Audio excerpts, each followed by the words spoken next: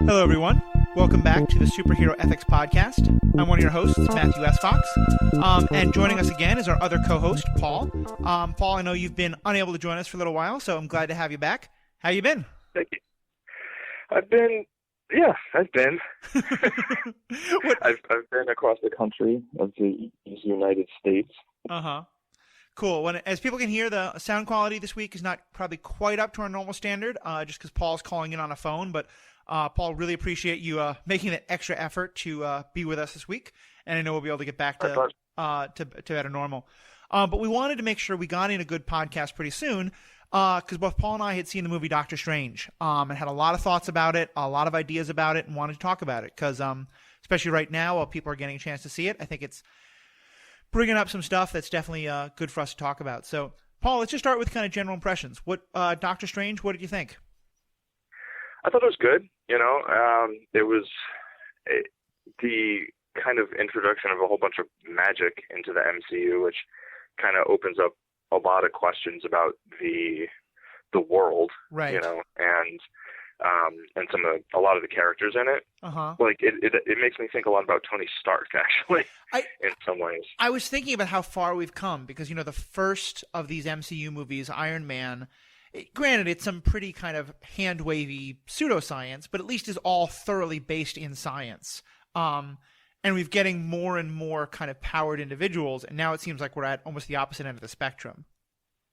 Yeah, so that was science fiction, right? Right. It was fictional science, and I don't know how much of any of that fiction was based in actual science. That's kind of like, well, this could maybe be a thing, but it definitely was just as a scientific explanation, and then the Hulk, it's like they kind of have some sciencey things. Right. He's a scientist, right? Those two characters they're scientists, yeah. Scientists or sciencey guys. I guess Tony Stark's really more of an engineer. Even Thor and Loki, they do kind of an interesting way of saying like what appears as religion and magic to human eyes is actually just science from such a different world that it appears magical to us. Yeah, and that's the thing that's what I was going to say next, is that Thor is a movie that you think, oh, well, this is going to totally break the, very specific science fiction slant of the whole, of that world, of that setting, and it really doesn't. They're just like, yeah, this is, it's extra-dimensional travel, you can fold space or this or that or whatever it is, and, something, what is it, Rosencrantz-Einstein Bridge? I'm positive that's not it, but but that's probably funnier than whatever it was. But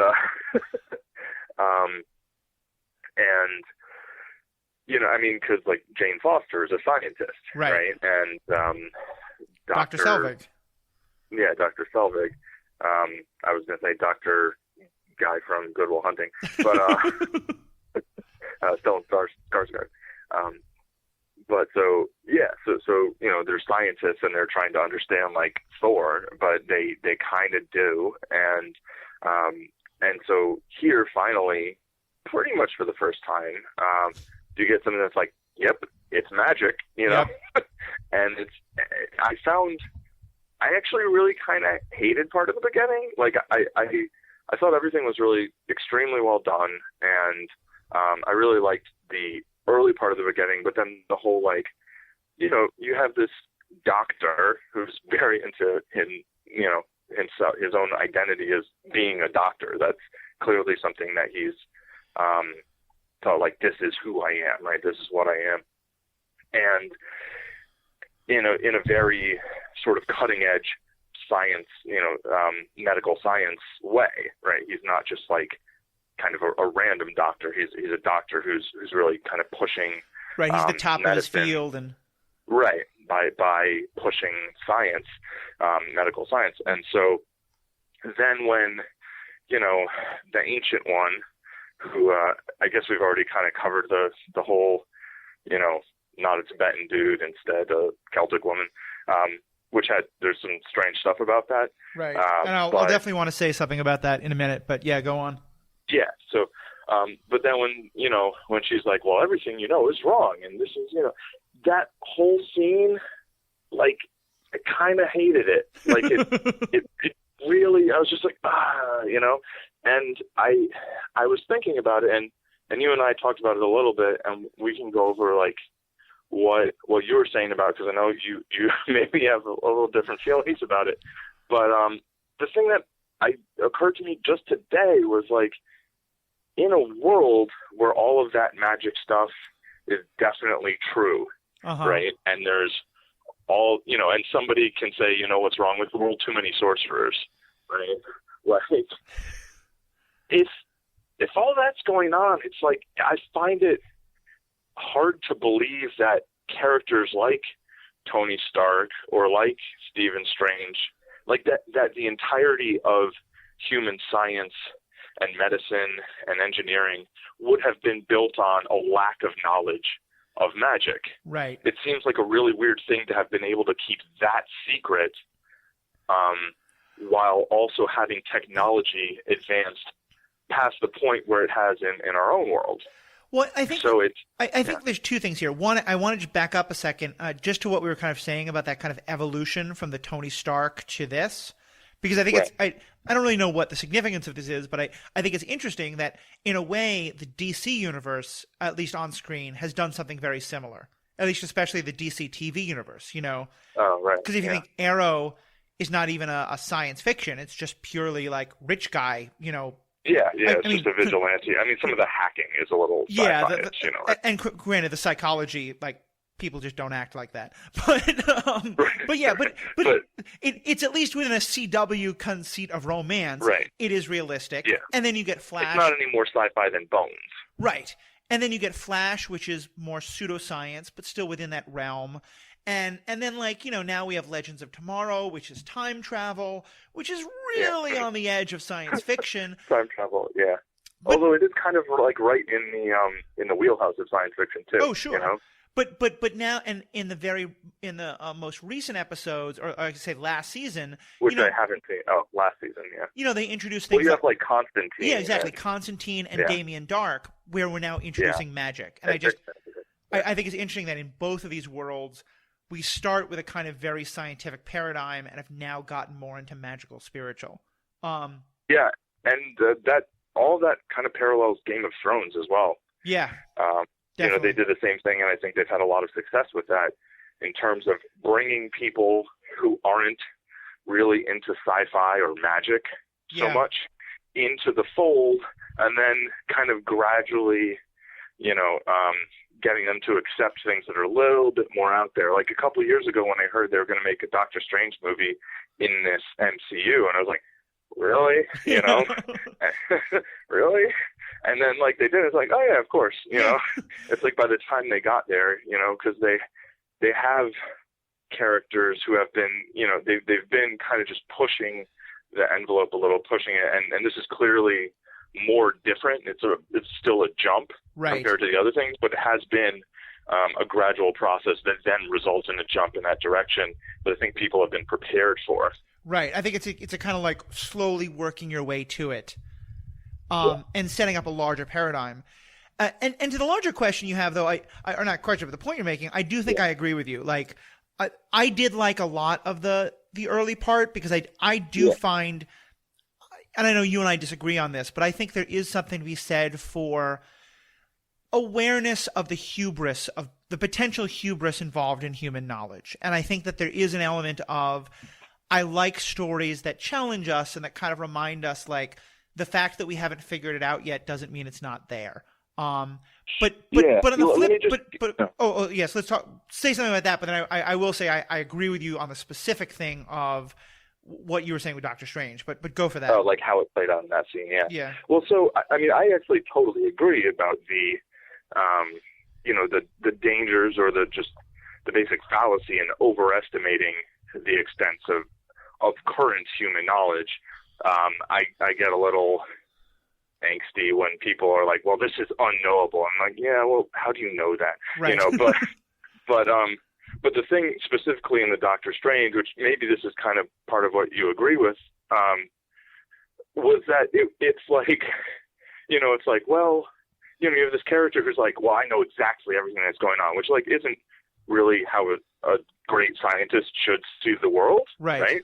Like, a great scientist should understand how much we don't know, but how that doesn't actually really marginalize what we do know. Right. You know, it's just we have to have an understanding of uncertainty and understand the way progress works, and how we kind of chip away at what we don't know, and then we come up with more questions too. But in Doctor Strange, and in tons of, this is actually a classic sci-fi fantasy, but like kind of like World of Darkness thing, really, where it's like, yeah, I was totally thinking most of the people don't know what's going on, right? And then there's the big kind of like reveal for the characters. Right. Like as an audience, we kind of already usually know, like, yeah, this is going to be a sci-fi thing.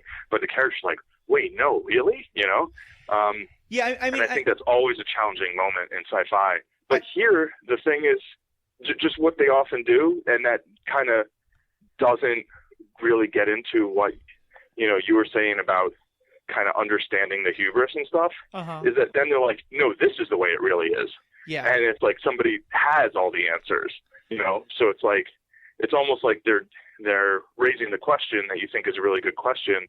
And I agree with that, but then they're just substituting the next answer kind of instead of having that be somewhat of an open question. On that, I'm in total agreement with you. And I had the same thought about World of Darkness, which is, for anyone who doesn't know, it's a wonderful set of role-playing books, an entire world where the kind of premise of it is that, like, in the modern world, there are like vampires and werewolves and other creatures that are like just below the surface, pulling strings, but that most of us never see.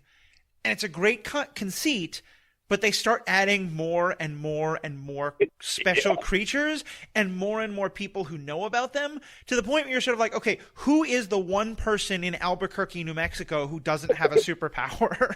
Right. And How does anybody not know about these people, let alone even be one of these people? Yeah, and I kind of have the same feeling about, you know, like every time we see, like, you know, on Supergirl, when we learn about like the DEO and its super secret thing, except that there's like hundreds of people working there, you know, and like all of these things where it keeps, like, on the one hand tells us like this is the secret that no one ever has heard about. And then you're just like, look at our modern world and how incredibly hard it is for anyone to keep a secret. Like, are you telling me no one's going home and tweeting about like the crazy thing they saw at work and by accident it goes viral? You know, like, it's just or something get picked up by a security cam, or And the World of Darkness was created in the 90s when a lot of that was a lot more plausible. Nobody was going home and tweeting about it. Exactly. You know, and with Doctor Strange, I can sort of not even going home. I can sort of buy the idea that, like, because I think kind of like what I thought Thor does an interesting idea of is, you know, that, and this is actually something that happens in the World of Darkness stories as well, is that a lot of our myths are stories that come to us by kind of like misremembering science, you know, actual things that were discovered, you know? And so I can sort of buy that, like, a lot of like homeopathy or like, you know, stuff that is kind of like, might be real science, might be kind of junk science, like it's kind of hard to know, you know, or in some cases it's very easy to know, but like, you know, the things that are kind of like on the kind of realms, the outside realms, that maybe that's kind of like ways in which stories about magic are percolating up to the surface, but no one's believing them. But I do, like in that world. Yeah, but I do agree with you that, like, the way that it's portrayed is a little bit, you know, I'm sort of like, okay, well, I'm really glad that we dealt with Doctor Strange's hubris, but what about the Ancient One's hubris? You know, and like, granted, what happens to her is kind of a way of dealing with that. But I think like, and it's interesting because, and let's actually dive right into what's my favorite part of the movie. Jumping ahead a bit in our outline, I think in one ways the movie gets that wrong, but in the other way the movie really gets it right. Because the end scene to me is so much about like undoing the hubris of the big bad villain. So yeah, let's talk. Like, and I think we said this at the beginning, but just most people, if you've listened to this before, you know, if we talk about a media, we're probably going to spoil the hell out of it. But to be clear, we're going to say a few things about Doctor Strange. Yeah, to be clear, this is going to have some big Doctor Strange spoilers. But I would just say overall, like you, I liked a lot of things about the movie. I thought the beginning was a little weak. I thought some of the technology was a little overused, but I loved the ending. And I'm wondering what you thought of it, because I thought the way that he defeats Dermagu, how do you pronounce that? The big creature? Is it? Yeah. Yeah, that one. Yeah, Jermagu. I'm getting it wrong, and people are yelling at me for being a filthy casual. But the way he defeats him without using violence, I just thought was absolutely brilliant. Now, I kind of want to know what you thought of it. Yeah, I mean, it was like that's how Sherlock would do it, right? I mean, Doctor Strange, like I really like that he, his magic played a critical role in him being able to take that strategy, right? But really, it was his cleverness that wins. I hope everyone has seen it, and we're not spoiling it, but just make sure you understand what we're talking about. It's that he faces this being of incredible power, but who also lives in a kind of like a zone where time doesn't matter. And so he's able to kind of like trap him in a repeating time loop that just so frustrates this creature that he can't get out of, that he winds up making a deal to spare Earth. Right. Yeah, he's basically like, and Strange is like one of the few people who can actually control time, and he can do it partially because he's wearing the time gem. Right. Right. One more of the Infinity Stones has now been revealed. Yeah. And so that, that all, it's kind of a nice way to tie it into the whole Infinity Wars plotline, while also letting a character's, cleverness really be the thing that makes the difference, that sort of wins the day, which is, right. I mean, I'm a sucker for that, No, I'd always, and a character like this, it seems perfect for that to be. Yeah, I loved it both because I think it's the idea of cleverness, especially, and that's kind of what I meant about the hubris. Like the other villain had sort of been talking about, like, this great power, this unbeatable power, and the fact that power is able to be beaten not by like matching it with power, but by cleverness. But also just, obviously these movies are fun because they often have great fight scenes, and that's okay, and I don't mind that. But we've talked on other episodes about, the ethics of violence and how that can be good or can be problematic. And I loved seeing a non-violent defeat of an enemy. It just, I can't remember it happening in the MCU at another time, especially not for a climactic battle. And I just thought, that's such a nice change, Yeah. Yeah. I mean, I would say that the ending of Guardians of the Galaxy was similar. Oh yeah, that's true. In that, but that was more of a like, hey, I'm going to distract you by dancing, and then we're going to use this power to defeat you. Right. So it's definitely different. But there's a similarity, I mean, similarly, in Iron Man 1, like, where the other guy has the bigger suit, and he's like, oh, did you figure out the icing problem yet? The what? Yeah. And then, that's kind of how he beats him, right? Although it's not really, because then, like, Pepper Potts has to make something explode. I don't know. It's how he beats him in, I think, ending number 2. There's like 4 endings. There's 4 climactic endings, but exactly. It's one of the 4, and so that's nice. Right. I think it was the penultimate one, not the third to the last. Yeah. But either however it is, the point is that wasn't the best part of the movie. I mean, the ending in general, or the villain. But it's also I think a nice part of the kind of magic ethos of. I think it's easy to see magic as, okay, magic is just another way to do damage. Now instead of a punch, I have a fireball. And certainly they use magic to fight, but I did love that idea of like, that it can actually be an alternative to violence. Mm-hmm. Yeah. Me too. We're in agreement. Yeah. Again. Which I guess that kind of naturally leads us back to, I guess, what was going to be the point before this, maybe, about Strange killing someone and then being like, what have I done? And actually, like, caring, Yeah, that was, I was really struck by that because we don't see that I mean, know, and, go on. Well, I mean, just that, that you have a character who's a doctor, right? Who's, and who's like, that's not just his job, that's his, that's sort of like the center of his being. That's what he thinks of himself as a doctor. Where, even at the end of the story, when he's basically not a doctor anymore. That's not what he does, right? He's Right. a sorcerer. He's still like, it's Doctor Strange.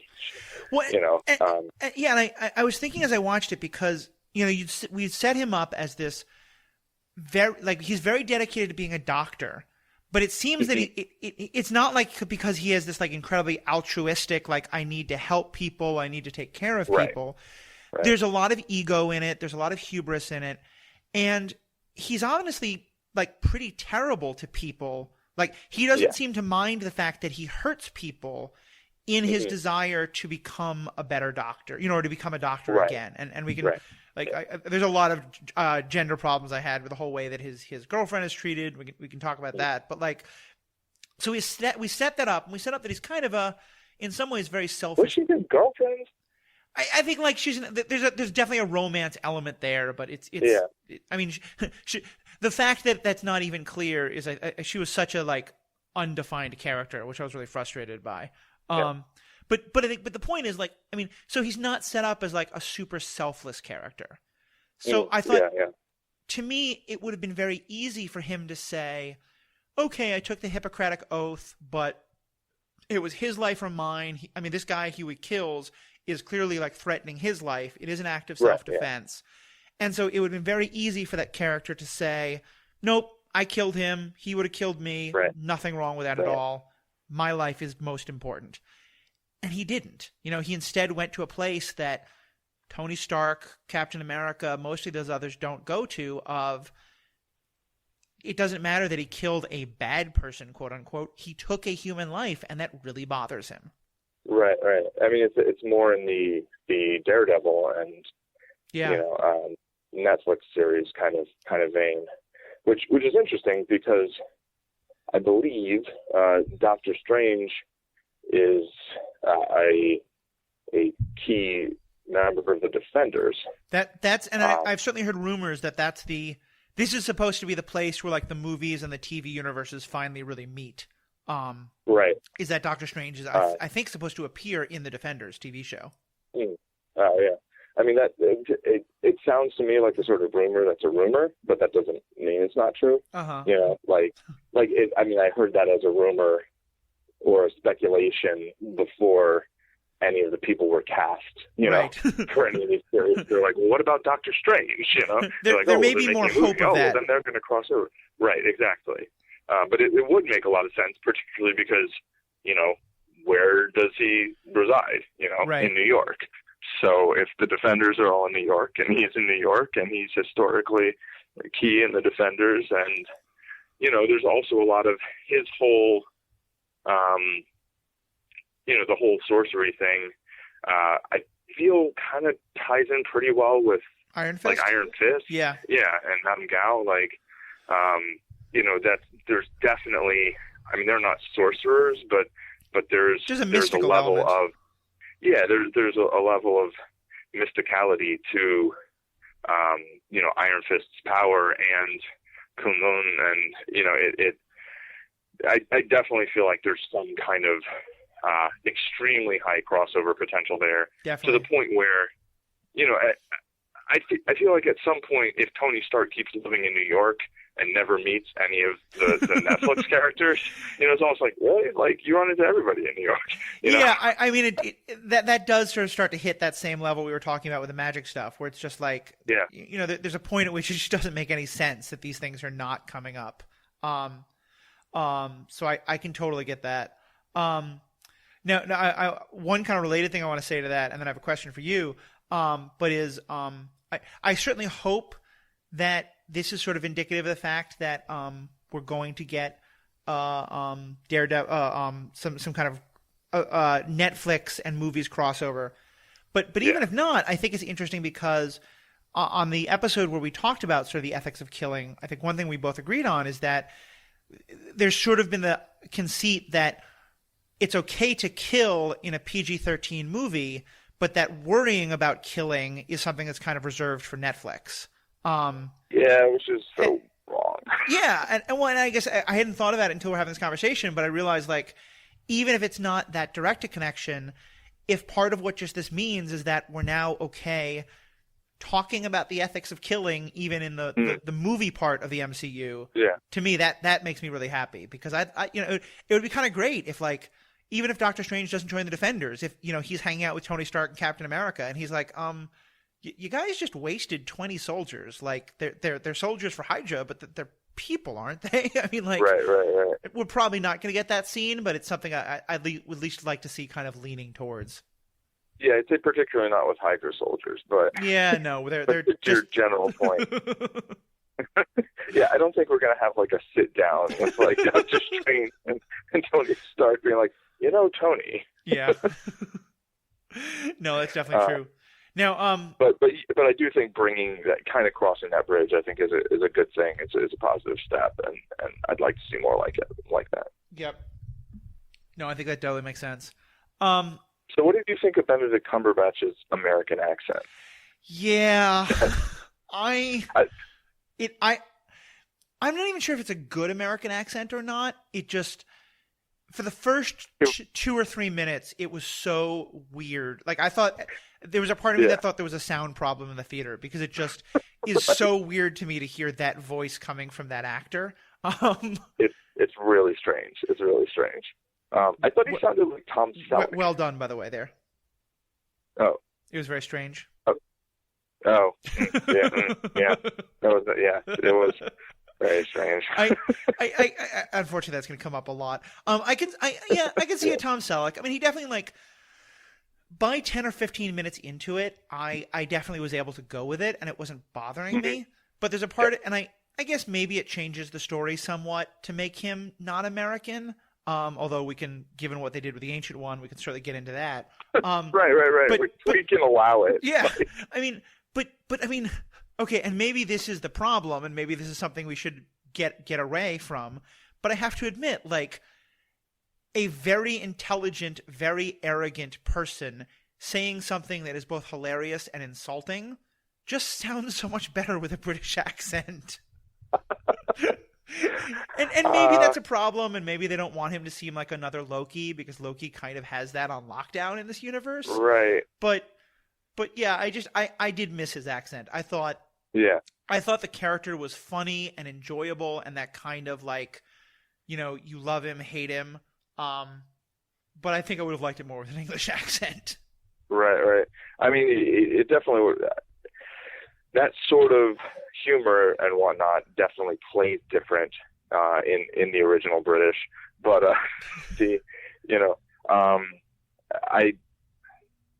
don't know. I do feel like, I mean, okay, blah blah blah blah. I thought that he did a good job. I think in general, Aussie actors tend to do better American accents than British actors. Yeah. I usually notice a few, inaccuracies here and there, but it was fine for me. But I totally agree that in the beginning I was like, well, this is weird, and I'm pretty sure I've seen him in other things with an American accent, but it was interesting that he chose to make his voice so deep. Yeah. I don't think it's naturally that deep, right? Like, British typically is higher pitched than American English. I think so. You have much more of an ear for linguistics than I do. Yeah. One thing that does make me think of is, do you watch the TV show House? Oh, I don't, but I'm very familiar with Hugh Laurie in his original British accent. Well, yeah, and that's what I was going to say is, like, because I was going to say, Wooster. Obviously, Cumberbatch is known most for playing Sherlock, and in some ways, I think part of why this character confused me is because this character does seem very much like Sherlock, at least in that kind of, like, and that may be why they decided not to go with the accent, just to separate them. But I was thinking about it more about how Hugh Laurie plays House. He is British. Interestingly enough, the actor, I read something that the producers didn't realize he was British after his audition. What? Yeah. Which seems a little weird given his resume, but and that may be more of like a kind of somewhat of a overblown story that's told on like commentary tracks. But yeah, to me that's another, like, the first couple times I saw the character, I was like, why don't you have him have a British accent? This would be even more powerful. But yeah. Yeah, Idris Elba had the same thing apparently happen with a lot of people didn't know he was British. Oh yeah, I mean, when he was on The Wire, and he said it was because he just spoke American English, yeah, like most of the time, because he'd been living in America for I think a few years or something, and he just, I guess when you're an actor and you move somewhere, you start trying to speak like people where you are, sure. And so, and in The Wire, he has such a very specific dialect. I mean, he's not just speaking American English as a character. He's got the Baltimore inner city accent is so specific. Right. And he'd been in that area, I think, kind of already, doing the accent. Yeah, I was definitely one of those. I first only knew him through The Wire, and then I watched an episode of Luther, and I was like, what in the world is going on? I was so confused. Yeah, I watched Luther first. Okay. And then I watched The Wire, and it was like, what? I was like, wait, what? That's what? Well, and let's now talk about. He's also smaller than The Wire. Anyway. Oh yeah. Enough to just Elba for the day. Yeah. Although we can get back to it when we get to Thor. But let's talk more about the issues of identity, because I know we talked a lot about that, and I want to start just by talking about the Ancient One. How did you think about the way, we talked before, and I should say actually, I'd said before about that I was really having doubts about whether I would see this movie or see it in theaters. I went back and forth on that. I was kind of waiting to see if there was going to be any kind of a call for a boycott or something. There wasn't really much. I looked for copies online. I couldn't find much. What I wound up deciding to do was I figured out exactly how much money we were going to pay going to see the movie, and then gave that much plus $1 to Free Tibet, the political organization. So maybe this was a cop out. I'm not sure, but it was my attempt to kind of balance my mixed feelings about that. But with that framework, I know you had said you had kind of similar feelings about them changing the Tibetanness of that character for the government of China. Or removing the Tibetanness. Yeah, exactly. What did you think of the way the Ancient One was portrayed? Well, I'll start by saying I don't know a lot about Doctor Strange. I haven't. I've seen Doctor Strange in stories before where he was like the authority figure, kind of, where he was already Doctor Strange and he was, giving Spider-Man a hard time or whatever, and so I don't have the feeling of it really being different because I haven't seen the Ancient One much or read a bunch of stories with him in it. So that kind of makes it where it's not like a difference to me, right? It's more of a philosophical, so you're changing this character, and we really don't have a bunch of, significant, Asian characters in, particularly male Asian characters in comic book fiction, and particularly, on-screen comic book fiction. Right. So, that's something I'd definitely like to see more of. At the same time, within the context of the movie, it felt like whatever,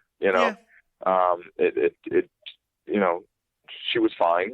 I thought the character was strong. The performance was strong. It made sense. And,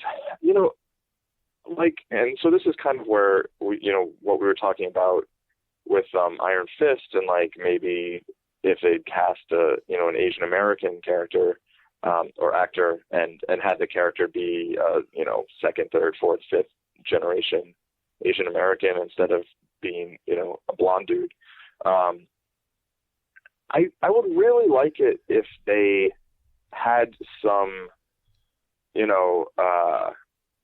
Asian American characters who weren't martial artists, or some kind of mystic or a computer hacker,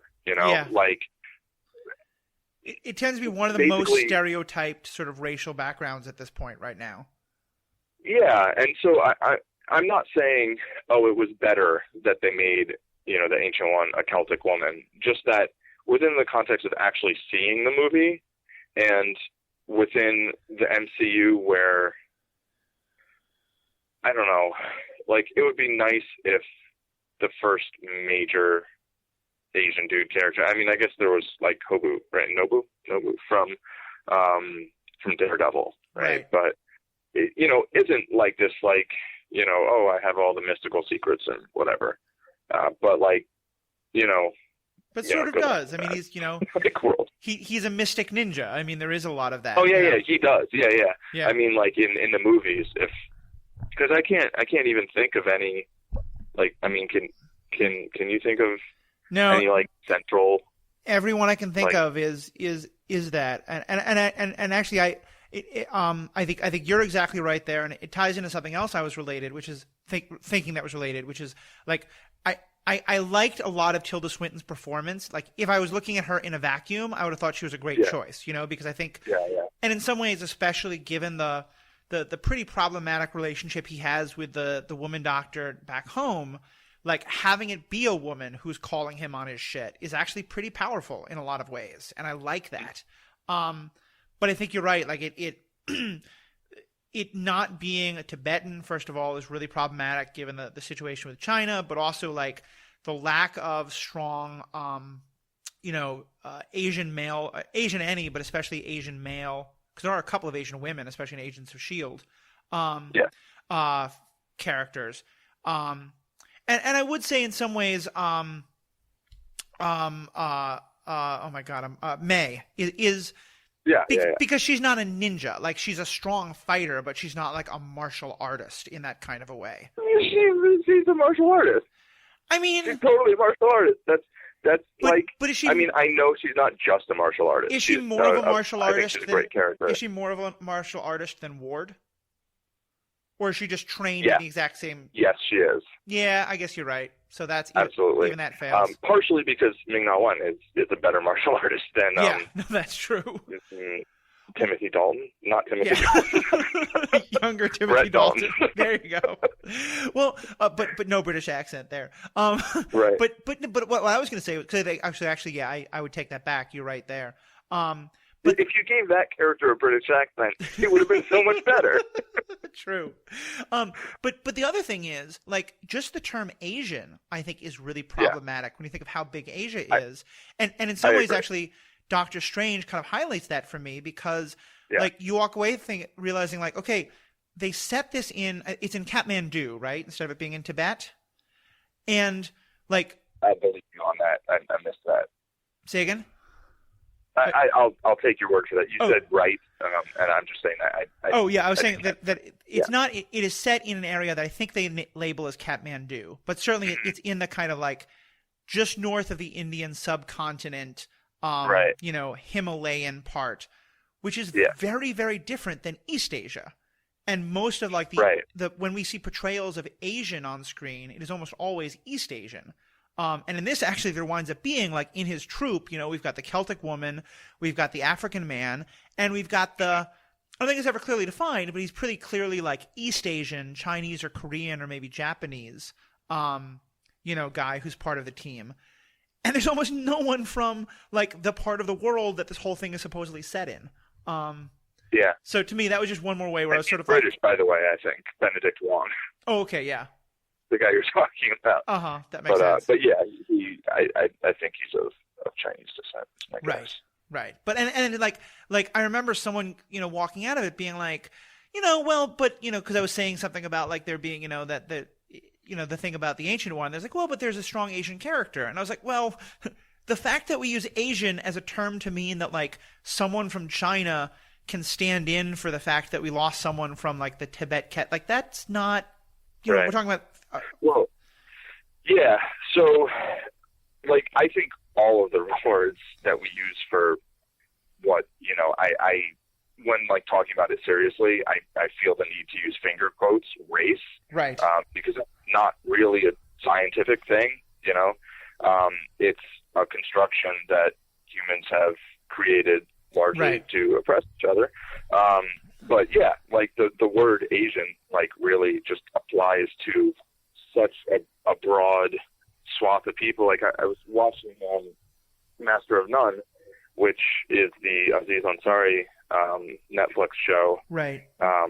Which also has I think Alan Yang is I think he's the the co-creator and co-writer of most of the episodes, and it has, they were talking about the Asian something or other, and I was like, yeah, I guess because Aziz Ansari is his parents were Indian, and it's like I never really thought of it that way, but that's true, obviously, but it's true, obviously, in a way that it's also not really, it's like when people use the word Asian, I think in the United States, I think very often are referring specifically to, East Asian and Northeast Asian, right.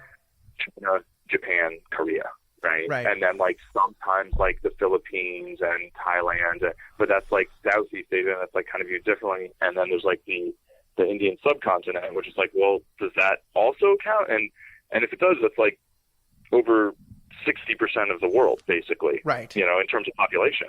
I mean, technically, quite a lot, not all, but quite a lot of Arab is technically Asian.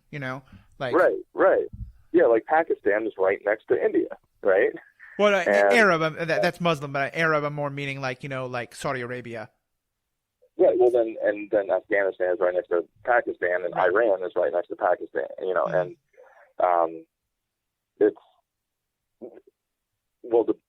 I mean, part of Pakistan is basically Arab, right? And part is basically Indian. I mean, in terms of ethnically. I don't think I'm not an expert, but my understanding is that that a lot of them speak Arabic as a religious language, but that in terms of again, these things being incredibly socially constructed, but what we think of as people in those parts of the world would identify perhaps as Muslim often, but not as Arabic by any means. But yeah, I think we're on the same page. But let's not get into an anthropology discussion that neither of us are experts on. Yeah. But I think ethnicity is actually a thing that exists genetically, as much as it is also a construction. Right. There is some level of I could be wrong about this, but that there is some level, that you can actually look at genes and see what ethnicities someone's genes are comprised of, right? But that then lumping those into whatever handful of races is a further construction on top of that, and has much to do with perception, or more to do with perception than it does. Yeah, and I think part of what these stories are helping to show us, especially in the science fiction-y kind of worlds, is that generally and historically, the less that you have someone who is different, the more you start looking for differences in your own group, and so right, yeah. It's very easy to talk about the differences between Virginians and Massachusettsons, before the United States is a thing, and then when we start really talking about the different other countries, and then the extent right now we use the term race because to distinguish between black and Asian and white and Caucasian or whatever you want to say, because we only think of the human race when actually once we have Kryptonians and all these other people, then it becomes well, really, is the difference between African and Asian that important when we're looking at human versus all these other things? Right. So yeah, I think that's a good point. I think we're kind of on the same page there. I feel if I was looking at Doctor Strange through this lens, I think it did some good things, and I'm glad it did. I definitely had some things where I kind of had some raised eyebrows, and it makes me. I'm excited to see Iron Fist, and I really hope this isn't the issue that takes over Iron Fist. But especially given what we were saying in terms of the lack of characters of what is, as you said, a racial group that is 60% of the damn planet. Right. I kind of want an Asian Luke Cage. Yeah, I kind of want exactly. And maybe Iron Fist isn't going to be that show, and that's fine. But I kind of want a show that's set entirely in Chinatown, or in something like that, where Iron Fist is definitely not going to be that show. Yeah, no, but where in the same way that in Luke Cage, you got to see so many different parts of, black community that no one character had to be a stand-in, that we could have some Asian male characters who are sex symbols and other Asian male characters who don't have any computer or martial arts aptitude at all, and Asian women who are not sex symbols in the like exotic way that Right. Asian women are often fetishized. I don't know I don't think there is a kind of comic in the MCU or even DC world that would be a place to explore that. But I'd love to see a Luke Cage style show that was really just set in that kind of a world. Right. Yeah, I mean, that would be great. I also think that if there were just a main, like a leading character who was Asian, who Right. wasn't like, specifically a stereotype. Yeah. It's like, that would be great. Like, give me an Asian Batman, like, and I mean, yeah, he's a martial artist, Yep.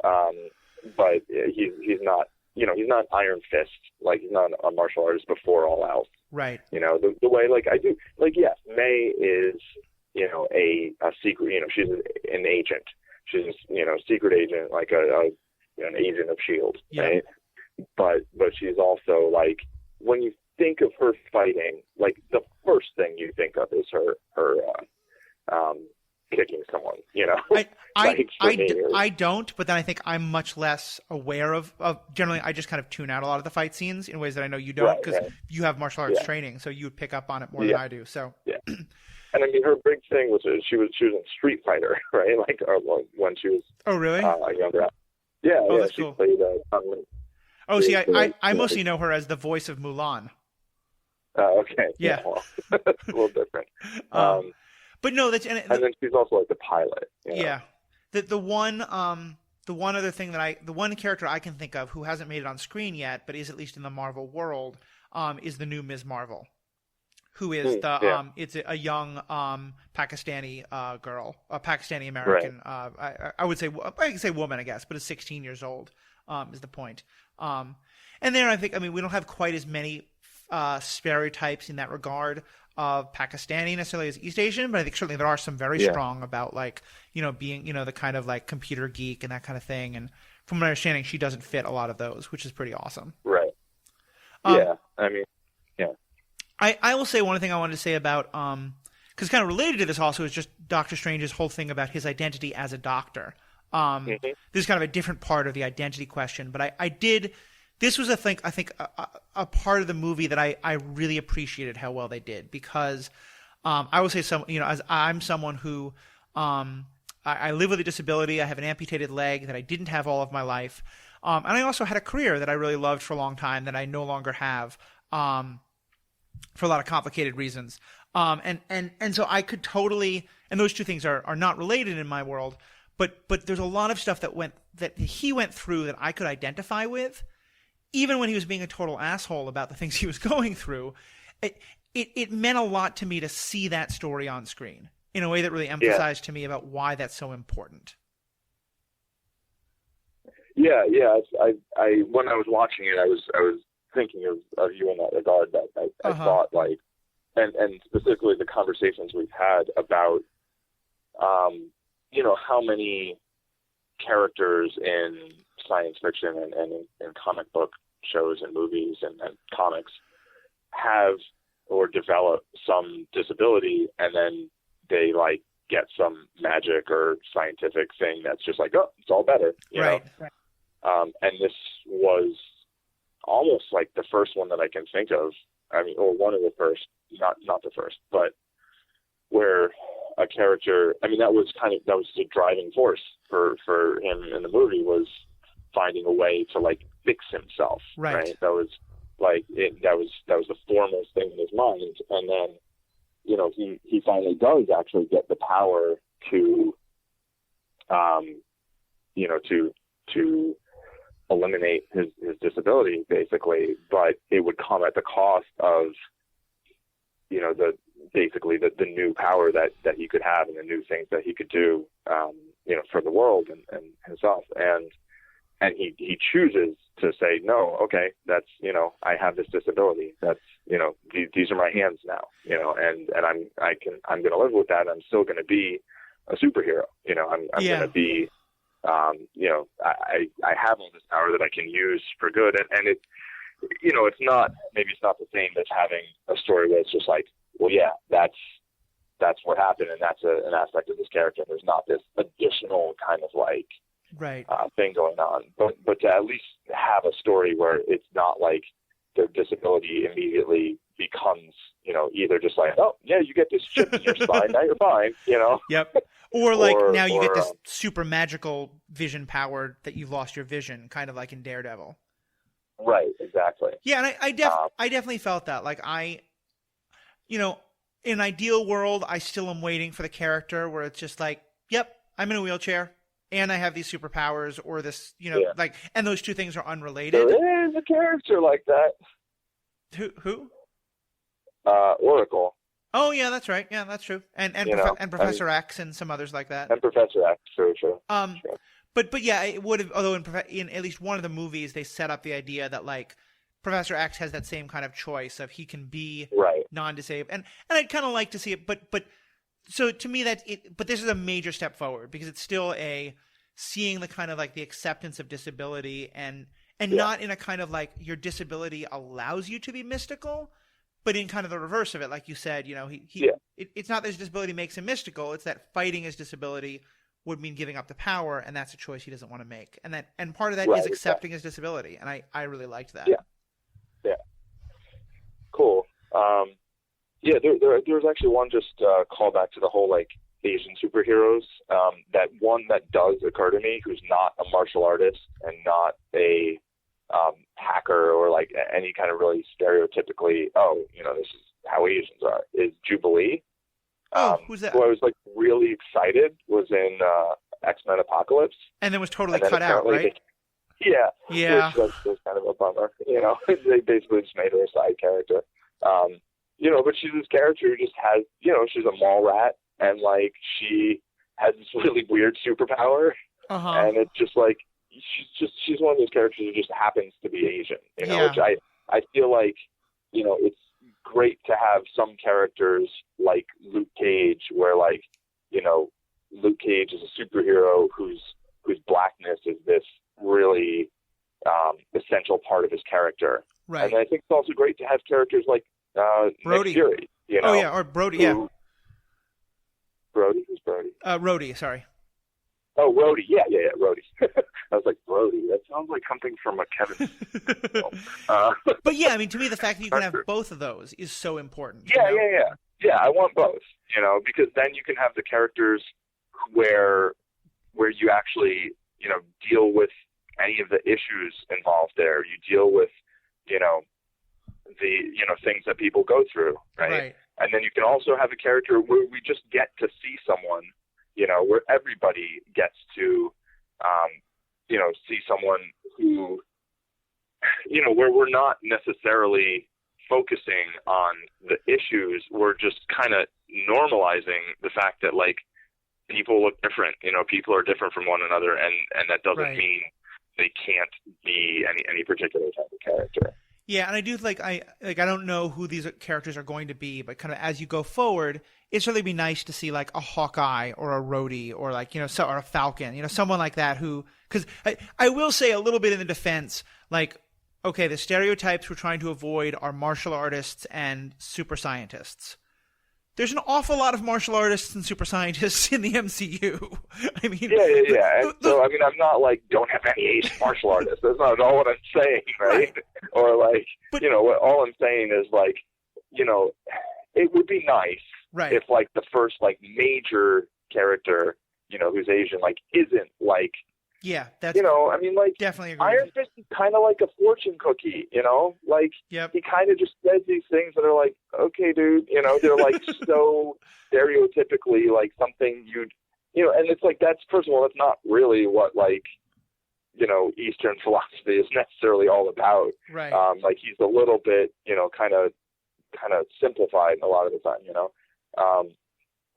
but like I feel like the character Iron Fist is kind of so stereotypically, mystical Asian martial artist that the fact that the character actually isn't like I can see Asian, kind of like it kind of does. I don't know. It kind of changes it a little bit in a way that for me, like I almost feel like we can kind of roll our eyes at Iron Fist himself at Danny Rand a little bit in a way that like would feel different and like kind of icky if he like actually were this like generic Asian dude. You know what I mean? Or not generic, like stereotypical. Right. I can definitely see that. I think I still see the critique from the other side, but I also think you're right that like it's kind of it is somewhat of a no-win scenario because it can so easily be. And I think in a lot of ways, to me, what I'm going to look for is, and I'll admit, I thought Doctor Strange had a little of this, but not as much as I'd feared. My concern isn't just that it's a white character playing things that are like traditionally thought of as Asian, but it's like there is a long history of Hollywood of the kind of white savior, the white person who goes to Asia, learns to do the Asian things even better than the Asian people, you know, or like not just, I mean, any like Dances with Wolves is the same kind of idea, you know, like the white person who becomes even more the minority group than the minority group.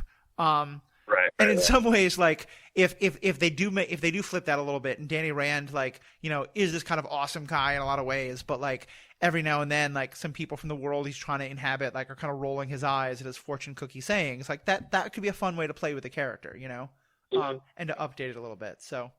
Yeah, and I mean, I'm not that confident that they're necessarily do any of that, but you know, the showrunner, I think, was one of the showrunners for Dexter. Which was a fantastic show until the last couple of episodes. Yeah. Which then the showrunner was the showrunner through then, I believe. So I have this anxiety about Iron Fist where, like, honestly, outside of the whole, like, you know, being a billionaire thing, you know, Iron Fist is a character that, like, I can relate to in a lot of ways, you know? Yep. And, like, just in terms of, like, really kind of, like, basic kind of identity ways, I guess. Yeah. But then also in terms of, like, actual philosophy. And so I'm kind of like, what are you going to do with this character? Like, you know, like, don't mess it up, please. Like, yeah. And not necessarily just the character, but also all the surrounding characters, you know. No, I can see that. I think it would be really interesting for us to talk about those shows when they come out. One counterexample I want to give, because I think it actually, in the CW, I will say, I think there's two positive examples I want to point to. One is honestly the character of Cisco in The Flash. Because Cisco, to me, is a character where, like, it would be very easy to write that character as Asian. You know, it is such a traditionally stereotypical Asian male role. And to make the character Latino is very playing against stereotype and makes him such a richer, deeper character in a way that both kind of, it fights kind of two stereotypes at once in a way I really like. For sure. And the other is, I know you haven't seen Supergirl. Do you mind if I spoil one thing about just a character element of one of the Supergirl characters? I can. You mean season 2? Say again? I think season 1. This is in season 2. In season 2? Oh, sure. Okay. Spoil. I won't say which, but we find out that one of the characters in the Supergirl world is gay.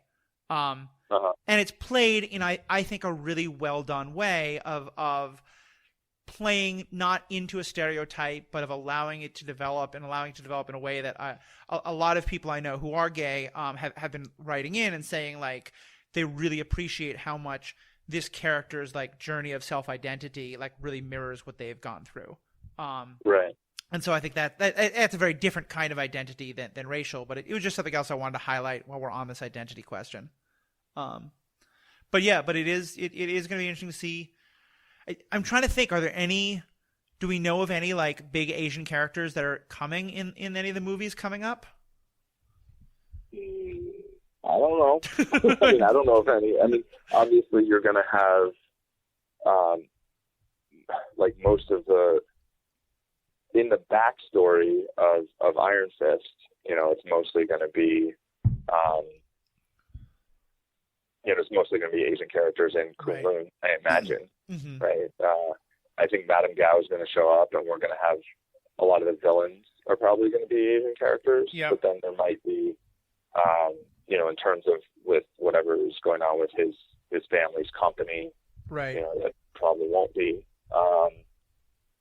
In terms of the other movies, next year we've got Spider-Man. I don't really know much about the casting for that. Yeah. There's Thor. One of his warrior buddies, is an Asian dude, and yeah, I was agreeing with you. Yeah, and I mean, I'm trying to think of how many lines that character's had. Not very many. Two Thor movies, but it's interesting how Sif did get developed by being on Agents of Shield. Yep. In a couple episodes, and it'd be nice to see the other characters who are. It seems like it's not like there's that many characters in Thor, right? Like, can't they develop those characters like a little more? You'd think so. I mean, that is not the first or the last time I'm going to comment negatively on character development in the Thor movies. But I do. I like them actually a lot. I like the Thor movies. Yeah. But I definitely see that as a weakness. Basically, like the Thor movies are like the Loki show. Yeah, I'll just say this. I don't think the problem with character development in Thor is racial. I think every race gets characters who are not well developed in Thor. Yeah, for sure. I'm just saying, if they want to develop a character, hey, there's that guy, Yep, that'd be kind of cool. That'd be nice. And they got Chuck to play the character who looks like Kenneth Branagh in the first one, the kind of swashbuckly guy. Oh yeah, that's right. And he had 2 lines, All right, I know we're at about an hour, which is when you said was your wrap-up point. Is there any kind of last stuff on Doctor Strange you wanted to talk about? Let's see. No, I think we pretty much covered most of it. It's interesting that there have been so many movies about magic and wizards and such, and there have been so many superhero movies, and now you have a superhero movie about magic. Yeah. It's kind of like Harry Potter meets Iron Man, I guess. Yeah, it is kind of cool. And like I said, I'm curious as to the fact that both the MCU and the DCEU are both sort of doing this at roughly the same time, and what that's about. The DC TVU, right? Right. Yeah, I don't think any. I mean, there isn't much of a DC movie universe yet. No. Well, although Enchantress is definitely kind of, isn't she more magical than sciencey? Yes. I don't think there's any science to those hips and why they have to keep undulating for no right. good reason. I think those hips do lie. Yeah, that's probably true. But looking at the Suicide Squad, it's like there's Enchantress who is possessed. Well, she's a demon, and she the character's possessed by a demon, and then you've got Katana, who's got a katana, I guess. Yeah, there's a whole mystical element of. Yeah, I guess the DC universe has had a fair, I feel like they've had more. I don't know, more. Never mind. Yeah. Yeah. But it's certainly. In general, actually, I think in terms of casting along racial lines or whatever, I think DC has certainly been more progressive. I think I think it's accurate. For years, I mean, Eartha Kitt was Catwoman in the 60s or whatever. Yeah, Eartha Kitt was, and I forget the actor's name, but Joker was played by a Latino actor. Yes. On the original Batman, so. Cesar Romero. Yeah, which you see the who wouldn't shave his mustache? Yeah, the clown makeup over the mustache is a great touch. It's pretty amazing. Yeah. Cool. No, yeah, I think that's true, and I think it'll be interesting to see if magic. I'll be curious to see in some of the newer Marvel stuff coming down the pipe if we start to see more stick to the scientific kind of thing they've gone with, or go back to the mystical. Especially with Guardians of the Galaxy, if I'm right, Guardians, the main plot is going to be kind of trying to find his father, who's an angel. And that could be a Thor. Spoiler alert. Well, yeah, exactly. That could be a Thor. No, for real. What the hell? But. Oh, no, I thought that was pretty established. No, it wasn't. Oh, okay. Never mind. Ignore that. Well, no, just in the movie, it was kind of the whole thing. It was you don't actually know who his father is, and the I mean, he's supposed to be an alien, but like Right. there's a lot of speculation of who he actually would be. Right. So we'll take all of that as conjecture. Yeah, But, it's spoiling a theory. But yeah, but like that's my oh, point. Is oh, like it's just a theory. It's just a theory. yeah, I mean, but that if this whole idea of like an angel, like they could portray it as a scientific, like it's just another race, or they could make it like nope, mystical, demons and angels are real, like. So I'll be curious to see how they play it out. Yeah, like I mean, like once you get into what's his name, like Ghost Rider, Yeah. and all that stuff. It's like you kind of I feel like there's a point at which you go down a path where it's like kind of like Lost, where I felt like there was a point at which I was just like, this isn't going to end well. Yeah, and I do think it's and this can get us into a whole other theory, but like I would actually even say we've sort of started on this like science mystical binary that there's almost, to me, I would even say that there's a third like element that can be introduced to a universe or can be kept away from it, which is like supernatural religious kind of stuff. I might even say like I had a professor in college who used to like to say that like when we use the word religious, it has a very different meaning in terms of like Western religion versus other religions. And here, like, like a lot of Doctor Strange, like the mysticism, it taps into like Buddhist or Taoist. Like you could say it's like religious, philosophical, or more mystical. But to me, when I say supernatural, I mean specifically in the kind of like Western conceit of like demons and angels as like physical entities instead of like right. Like to me, that's almost a separate thing above and beyond magical. Yeah, well, what it is it's the same thing, like from a certain perspective, but right. it's a thing that matches up with a lot of people's actual beliefs in the real world. Right. And so I think it hits a little different. Like to me, it's all the same. Yeah. Like it's all like stuff that there's no evidence that exists, but right. But that different groups of people believe does exist. I mean, it's like almost all these things are taken from myths or from the various religions. But when there's a religion that's kind of more current, right. It's like I think Iceland actually went back to like Norse mythology, like officially. Oh yeah. It's like, yep, this is the thing. But it's like, there's a tiny number of people who really believe in the the Norse gods. And I mean, I know one person who like grew up in Queens who does, but I know a couple. Or just not right. But it's like that's clearly a tiny minority, right? Compared to like when you look at 70% of the United States or 60% of the United States and some huge portion of the world, or and then if you include all of the if you include Islam, Christianity, and Judaism, and that's a huge portion of the world that believes to some extent something that is at least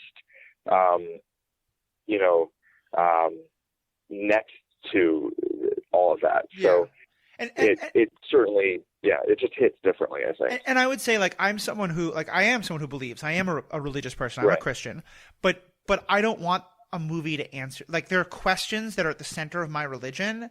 I don't want a movie to try to answer those, and like for example, in Doctor Strange, it's clear that the kind of mystical ideas and stuff they're talking about, there are some roots in Buddhist thought and things like that, even though it's going pretty wildly away from it. If the Ancient One had sort of said, I come from a long line that started with the Buddha, that would have raised some real eyebrows for me. I'd be like, because now you're kind of as a movie, you're saying that this thing actually happened. And in the same way, I feel like anytime you start to tell me that angels and demons exist in the world, right? Angels and demons exist in a mythology in which God actually exists. Right. And on some level, and this is actually kind of my biggest complaint with the TV show Lucifer, which is a DC show, but it's not in the DC extended universe by any means. And some of the theology of that show is interesting, but on some level, the theology is based on a conceit of God and the devil actually do literally exist in ways. Right. And I'm sort of okay in that show just for that very specific world. But in some level, once you tell me an angel exists, I sort of feel like you're going to have to actually answer the question of, does God exist? Yes or no? And I don't want you Right. to answer that question, Right. Within a show. Yeah. So you're not like super into the movie like Heaven is Real and No. My Christianity and Kirk Cameron's are not quite. right. Wait, that's Kirk Cameron? Wait, Kirk Cameron? I think so. I think he's the one who did that. Certainly, I will say of all the science fiction I want us to talk about, Left Behind is probably not one I think we're ever going to cover. Okay. So, on that note, having wandered pretty far afield, I was thinking Cameron Crowe, just for Oh, okay. No, then maybe we're not talking. So, like, picture that movie made by Cameron Crowe. Oh God. Exactly. Oh God. Yes. How strange of you to say that. All right. So yeah. We're deep into. So we're going to end on puns, are we? Clearly. Let's stop torturing our audience. All right. Paul, you have any last stuff? With all your moving, I'm guessing you're not writing too much, but anything you want audience members to know about you or check out about you? I'm currently writing about bed bugs, but